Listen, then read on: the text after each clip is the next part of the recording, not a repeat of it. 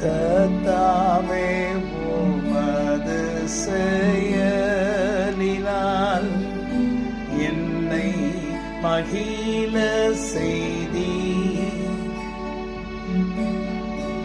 உமது கரத்தின் வல்லமையால் என்னை நீ தாங்கினீர். என் புலம்பலை நீ ஆனந்தமாய் மாற்றி, என் புலம்பலை நீ ஆனந்தமாய் மாற்றி,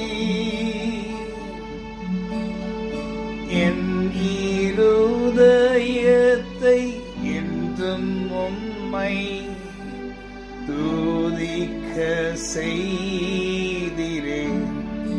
வேதத்திலே நாம் ஒரு வார்த்தையை பார்க்கிறோம். சங்கீதக்காரராகிய தாவீது சொல்லுகிறார், என் புலம்பலை நீர் ஆனந்த களிப்பாக மாற பண்ணினீர்.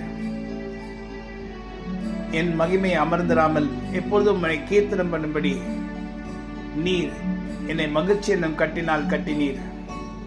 மகிழ்ச்சி என்கிற அபிஷேகத்தினால் கர்த்தர் தாவீது ராஜாவை நிரப்பினார். புலம்பல் என்றால் சில பிரச்சனைகளும் கஷ்டங்களும் வருத்தங்களும் நம்ம சூழ்ந்திருக்கும் போது நாம் புலம்பிக் கொண்டே இருந்திருக்கலாம். நம்முடைய வாழ்நாள் முழுதும் நிறைய பேர் புலம்பிக்கிட்டே இருக்கலாம், ஏதாவது ஒரு காரியத்துக்காக. எல்லாருக்கும் ஆனால் ஒரு காரியம் இருக்காது, அதுக்காக புலம்பிக்கிட்டே இருப்பாங்க.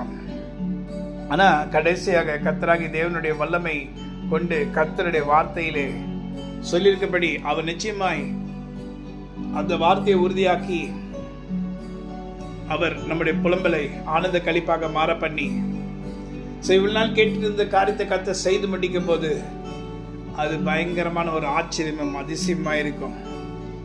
அப்பொழுது நாம் கர்த்தரை துதிப்போம் இதயத்தின் ஆழத்திலிருந்து. கர்த்தாவே செய்கைகளால் என்னை மகிழ்ச்சியாக்கினீர் என்று சொல்லி சங்கீதம் 92 அதிகாரத்தில் இது இருக்கு.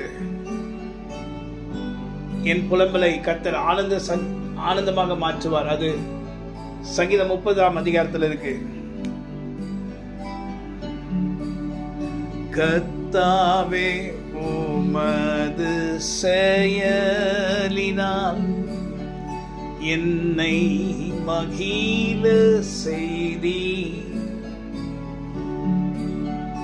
உமது கரத்தின் வல்லமையால் என்னை நீ தாங்கினீர். ஹல்லேலூயா.